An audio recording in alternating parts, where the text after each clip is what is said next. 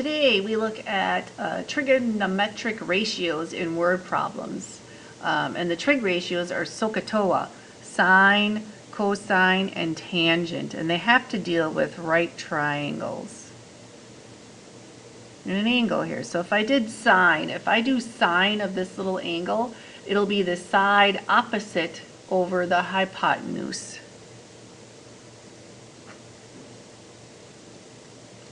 If I do cosine, it will be, if I do cosine of this angle, it'll be the leg adjacent, which would be right here, over hypotenuse.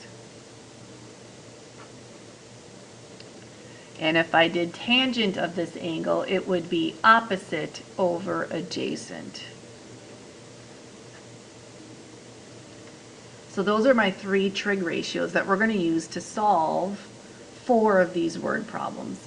And the first one that we're going to do is number 1. And the best way to do these problems, especially when you're on the ACT, is to draw pictures. So I have a wooden beam that's leaning against a wall. So here's my beam. It's 24 feet long. And it's leaning against a wall and makes an angle of 71 degrees with the ground. How high up the wall does the beam reach to the nearest foot? So I'm trying to find this right here. The first thing I need to decide is which one of these 3 I need. So here's my 71, and I do have hypotenuse labeled. So tangent will be out.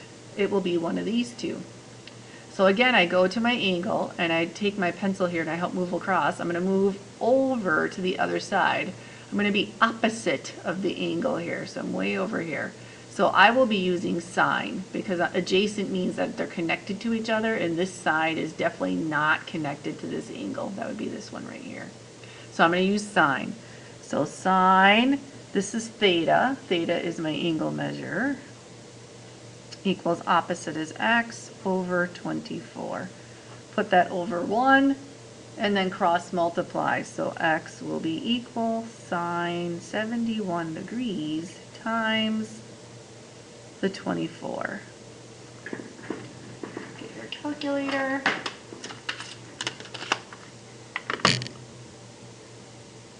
And you want to make sure it's in degrees. And to do that, you press mode. Right here's mode. You want to make sure you're in degrees. And I can see I'm in something called radians, which we'll learn about what that is later this chapter. So now I'm in degrees. Get out of here. And now I'm ready to go sine 71, close my parenthesis, times the 24. So 22.69. They want us to round to the nearest foot. So that will be 23 feet. All right, the next one we're going to do is number 2. A ladder leaning against a building. So here we are, here's our building. We got a ladder leaning against the building, makes an angle of 65 degrees with the ground. So this right here is 65 degrees. And reaches a point on the building 20 feet. So this is 20 feet right here. What is the length of the ladder? So again, I have to decide between SOHCAHTOA, sine, cosine, or tangent, which one I'm going to use. Again, I see that my hypotenuse is labeled, so tangent will be out. And then I'm right here is my angle, and I'm going across again. So I'm definitely going to be across the way here, so it is sine. So sine 65 equals 20 over x. I picked this one up for a reason. You can see here I had x on top, here I have x on the bottom, so a little different process. Again, still put it over 1. And still cross multiply. So when I cross multiply, I get x times sine 65. That's going to equal 20. I need to get x by itself, so I'm going to divide by sine 65. Whoever is on top on the fraction goes in the calculator first. So we need 20 divided by sine 65. 22.06. Again, nearest foot, so 22 feet. Okay, the next one that we're going to do is number 5 down here. When a plane had flown 4,150 feet from the airport where it had taken off, so here's my plane, it had covered a horizontal distance of 3,660 feet. What is the angle at which the plane rose from the ground? So we're trying to find this little angle right here. Okay, so again, we are going up to SOHCAHTOA trying to decide which one we're using. We do have hypotenuse again. Here's my angle. And it looks like my side is connected to my angle this time. It's not opposite. So I'm using cosine. And we don't know the angle, so cosine theta equals adjacent over hypotenuse. All right, to find this, because we need to find the angle measure, we need to use the inverse key. So to do that, I can see it's right here. I'm going to go second cos and then type in the 3660 divided by 4150. And they end up with 28.12. Again, they want nearest degree, so that's going to be 28 degrees.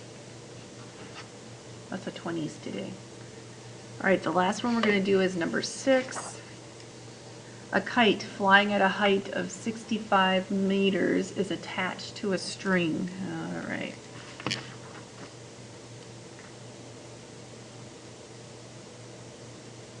So here's my kite up here. Right, my kite. It's 29 feet above the ground. If the base of the, oh, I thought I said kite. It's a ladder. I was reading something. Oh, I'm starting to read 7. This is a ladder, not a kite. So we got a ladder. It's a long ladder here. It's leaning on a building. So here's my building. So the top of a ladder is leaning against a building. It's 29 feet above the ground. The base is 7, obviously not drawn to scale.